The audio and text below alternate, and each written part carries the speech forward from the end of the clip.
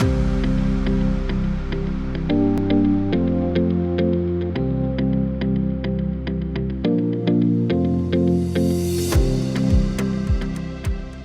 and welcome to another edition of Answers from the Ark, a new podcast for the families, team members and friends of the Ark Eastern Connecticut. I'm your host, Brian Scott Smith. We're back again to answer your questions about what's going on during the coronavirus pandemic, and to help us once again, I'm joined by Kathleen Stauffer, CEO of the Ark Eastern Connecticut, Jean Michael Deary, an Ark Eastern Connecticut board member and treasurer, and Matt DeSaulnier, president of Girardi Insurance, a sponsor of the Ark ECT. And they all join me now via Zoom. Welcome to everyone. Hello, Brian. Good morning. Hello, Brian. Thank you all for being with us.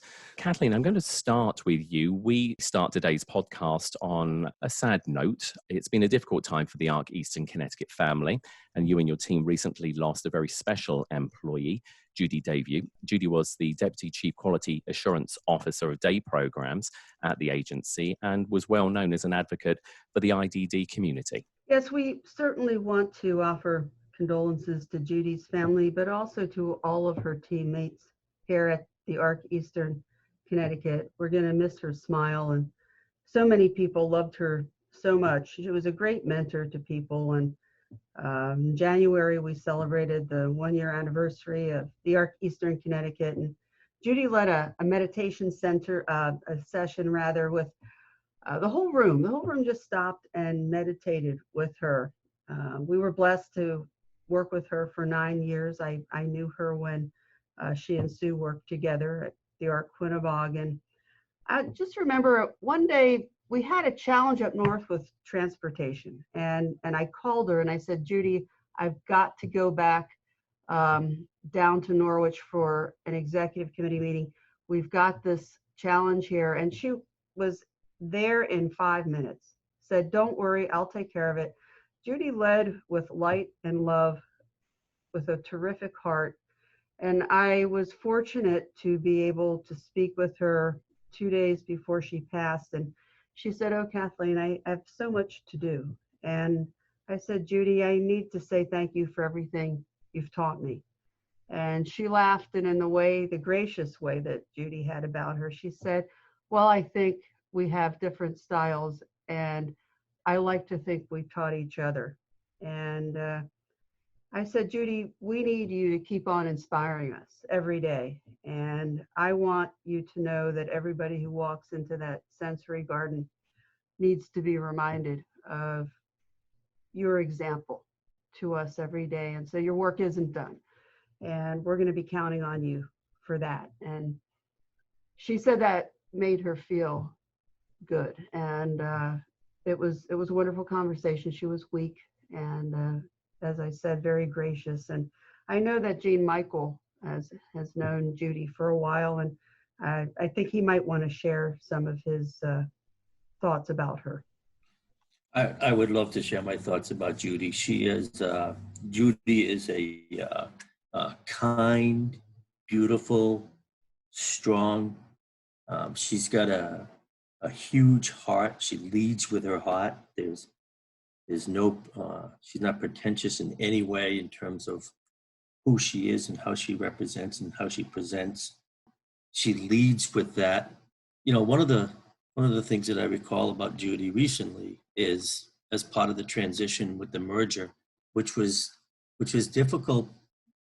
Transitions and mergers are difficult, and change is difficult.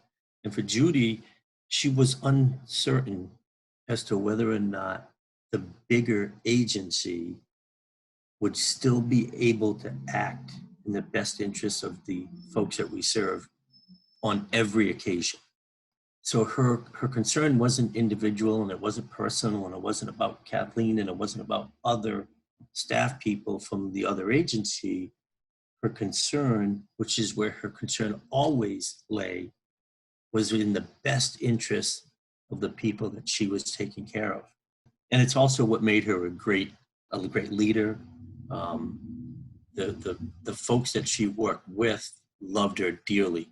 And the young people that worked with her and for her and passed through the teams that she led are much better performers in terms of their ability to make sure that they always act in the best interests of the people that we serve. And that's a lesson that I took from Judy. Judy's in heaven with her daughter, and Judy really mourned the passing of her daughter. And I was a younger person at the time, and Judy was friends with my sister, and I experienced that grief at the time with her, and I didn't understand it and wasn't able to process it then, different than I can process it now, just simply from experience and wisdom. And Judy was gracious in that, and really wanted her daughter to be proud of all the things that she did, and she did them well. So I love Judy. I miss Judy dearly, and we are a better agency and better people for having known her. To Kathleen and to Jean Michael there, thank you for those kind words and remembering Judy Davey, who passed recently. Moving on the podcast, we've got some other questions and information that we want to share, obviously, with everybody who listens in. Now, Kathleen, Employee Length of Service Awards, we're going to get to that in just a moment. And it's sort of part of the ARC Eastern Connecticut sort of annual meeting and employee recognitions like Cookout, which you would normally have in June. Sadly, of course, because of COVID-19, plans have had to change this year. So share with us, what that looks like this year. Well, a lot of families, as we know, are not having their summer cookouts, and at least not in the way they have. And unfortunately, we're not going to be able to have ours, and everybody just really looks forward to it. So we won't be doing it this year, but I am very hopeful that we can do it next year. We are publishing a celebration of the year, highlights of the year. Some of the things that the team did in spite of the challenges that we've got right now with the international pandemic going on. We pivoted on COVID, and we went to online services. We've talked about that in prior podcasts. We do daily and weekly communications. As I mentioned, we rolled out a lot of tech solutions. Right now in our weekly memo, we're doing family photos. So I'd like to invite everybody to send your family photo in to akaiser@thearcect.org. That's AKAISER at thearcect.org. We'd love to see your family pictures. People are sending us notes about what they're doing with their family, how they're cooking together. So not everything has been gloom and doom, and we like to focus on the positive at the ARC Eastern Connecticut. We celebrated 1 year in January as the ARC Eastern Connecticut. Our QSR scores remained high at 98 to 99%. And we have some anniversaries, and everybody's going to get the incentive check for longevity that we've always given out every year. When we talk to people who were eligible this year, they're going to be recognized next year, but we're also going to recognize them on our website, and we're going to recognize some people today. The people who've really, there's a lot of turnover in the human services field. And quite frankly, while we have our own challenges, we have been blessed with people who just really, really make serving people with intellectual and developmental disabilities a vocation. And I'm really proud to be able to say that some of those people today, we've got Betty Jo Davis, Deputy Chief Quality Assurance for Residential Services, 20 years. Darlene Williams has been a residential manager for 25 years. Dina Marie Harris Welch has been a residential manager, and she's been with us for 30 years. Joanne Cerrito, Director of Day Services Southeast, also 30 years with the ARC Eastern Connecticut.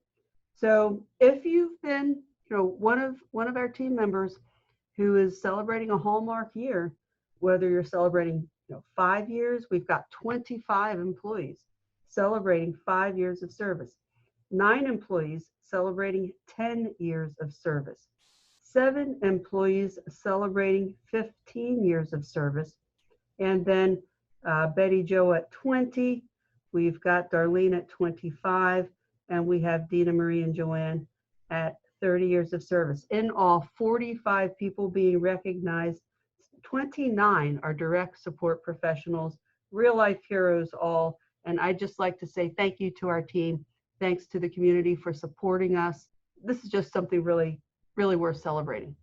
It's great news, isn't it, when you have like employees who do look at something as a career and it isn't just a job. So congratulations to all of them. And as you say, Kathleen, not only will they be recognized for it, but that will be up on the ARC ECT's website as well.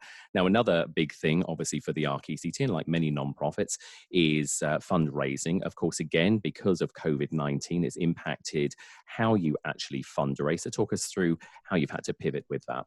Well, I want to thank our sponsors. I know Matt, who's one of our heroic sponsors, is on this podcast with us today.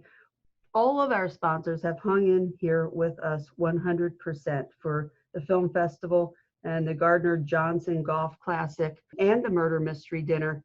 We had to cancel the film festival and the Golf Classic simply because we can't put all of these events on when things open back up. And of course, there's still some uncertainty about when exactly that's going to be. We know more than we did, but we don't have a complete perspective just yet. It's very disappointing, not to see our friends at that film festival. Brian, you have hosted for several years now. We always have a lot of fun doing that together. And it's disappointing to not get out there and hit a couple of golf balls with our friends.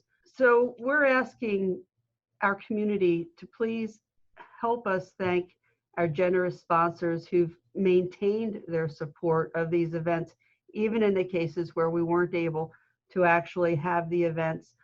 We still were able to maintain that sponsorship. And you can go online, and I really would ask you to please go online and visit the arcect.org/sponsors. Please support these generous local businesses as they have supported us.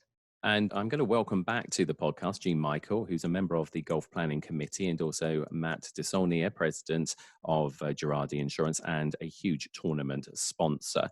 Gentlemen, you've both been involved in this community event for years. Jean Michael, I want to put this to you first. Why is the event so special? The short answer to that question is Gardner Johnson. The tournament is named the Gardner Johnson Memorial Arc Tournament, or Arc Eastern Connecticut Golf Tournament. Gardner Johnson was an original parent. He was one of the original founders of the Aquidneck Valley. Kathleen has a similar story about the original families that founded Arc New London with Donnie, I think is the young man's name. So I have this picture in my mind 50, 60 years ago with Gardner Johnson sitting at the table with Norma Casateri, both of whom are parents of children with intellectual or development disabilities. And that population of children at the time is completely separated, disenfranchised. Nobody wants to take care of them. They can't get supports. They can't get money. They can't get resources. They can't get into a classroom. They're treated terribly. And Gardner, in a leading role, and Norma in a leading role, refused to accept that for their children and absolutely do something about it. So when I think about this golf tournament, I've been blessed with the opportunity to MC it at the end of it and to also kick people off at the beginning of it in terms of a send-off with a drive from one of the participants or a putt from one of the participants. But I get to tell Gardner's story. So almost everybody that's there has either experienced Gardner's story in real life or has heard that story. And that's why they're there. It's a great group that comes and plays that tournament. So I just think about the strength that Gardner portrayed sitting at that table with Norma and declaring that this is not acceptable and we're going to do something about it.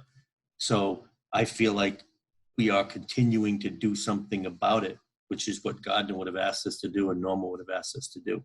An inspiring story. Thank you for sharing that with us. And of course, inspirational work that is done every day by the Arc Eastern Connecticut. Matt, I want to turn to you now. What do you love about the tournament and why do you sponsor it year after year? Well, it's a tournament that has been around a long time. Our history with the Arc tournament goes back, 20 plus years. And first of all, it's an incredibly well-run tournament. The professionalism is terrific.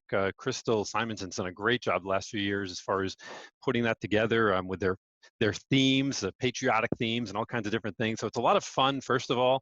I know it always seems like they do such a great job of recognizing the community, and so you feel really good about it. But I think, the biggest part for me is the people involved there, that it's just, they just do amazing work, and they just bring so much joy to everyone. We get a list of initiatives every year that we look to sponsor and help out, and this one is at the top. We love what the ARC does. I mean, I think of people like Abby Snyder and people that you just love to see. It's Old Home Week at the tournament, and yeah, I just get so much encouragement about life when I go, and so I'm a huge fan of the tournament and of the ARC. So I'm really excited to be a part of it, and looking forward to sponsoring again next year when we can actually play.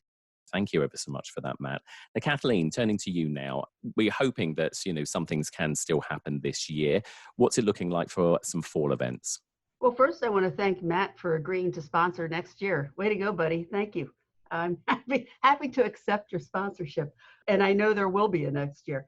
Well, we're hopeful, Brian. We're very hopeful. The Murder Mystery Dinner Theater is slated for Friday, September 18th. That is just one of the most fun charity events I have ever been to. I go to a lot of charity events. Of course, we host quite a few ourselves, and this is just a lot of fun. I can't wait. And the 43rd Jack O'Keefe Memorial Strides Road Race over at Camp Harkness, we're still planning on doing that Sunday, October 4th. We're monitoring the situation, and of course, we have to be safe, and we have to ensure that other people are safe too. But right now, the word is hopeful. Now, before we wrap up, perhaps, Kathleen, you can just give us a quick update on the ARC's reopening plans, because, of course, we're constantly seeing the phased reopening of the state. So just help us out by letting us understand how that works for the ARC Eastern Connecticut. Yeah, everybody's really wanting to know what's going to go on here with reopening, and we're being very planful, very careful. We have an internal reopening committee that includes DSPs and team members at every level of service. We've surveyed our participants. We've surveyed our families. This committee is led by Lori Herring, our Chief Quality and Operations Officer. And we're following the CDC guidelines. We're not just opening up. We're taking the protocols that have been set forth by the Centers for Disease Control, DDS, the Department of Developmental Services, and trying to implement those at every step of the way, very meticulously, lots of details. And so we've got everybody involved. Everybody knows why it's important. We're making sure everybody knows what needs to be done and how it needs to be done. We're happy to say that we're having some residential family visits. I'm hosting social distancing visits with the residents in our picnic areas, both that beautiful sensory garden that we have in Danielson, as well as a little picnic area down here in Norwich. Where it's practical and safe, families are meeting one another. They're sitting at picnic tables, and we're having visits. We're having visits amid beautiful spaces, and that's good news. All of the ducts have been cleaned in our administrative buildings. We have put 6-foot distance markers outside of offices and inside offices. We're going to have a sign-in process to make sure people coming and going are tracked. And we've got very strict disinfectant protocols. All of the buildings that will be used are being sanitized, again, according to protocols that have been set forth by the CDC and the state. Really happy to say the Emporium is again accepting donations on Fridays between 10 a.m. and 2 p.m. We will have carts outside the building, and you can put your donations in those carts. Now, the items have to be clean. We're looking for things like housewares, clothing, small items. I'm pretty sure a couple of people out there have managed to clean their closets during the quarantine. Well, bring them to the Emporium. You can help us, help others by bringing that stuff down, and we will be very, very grateful for it. Now, unfortunately, people can't enter the Emporium yet, and we are asking our team members and our donors, please use personal protective equipment carefully, and please use it thoughtfully. We are asking people to use it at all times. But really some good news here. We're very excited. And as always, we want to thank the community for being here for us. We couldn't do it without our sponsors. We couldn't do it without our board members.